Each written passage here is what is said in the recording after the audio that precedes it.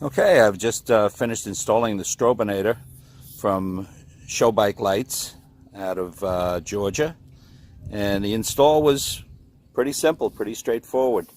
I'm no electrician, but this was not something that's beyond the capability of anybody who has an average knowledge of hand tools, specifically a screwdriver, maybe a razor knife, and a pair of pliers.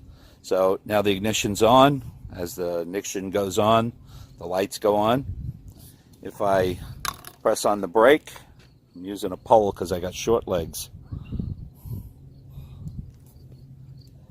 It begins its strobe. It'll strobe for 4 seconds and then go solid.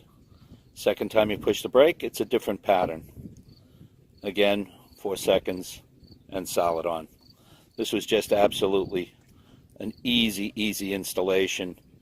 Once you did one, you could do these in a quarter of the time they tell you. So you could probably put this together in 15 minutes. I took 6 weeks, but no, I'm only kidding. Very straightforward. And also, I'm just going to turn the blinkers on. You have your signal lights as well. Really nice, and it's definitely going to enhance your safety. The further away from the bike you get, the brighter they appear.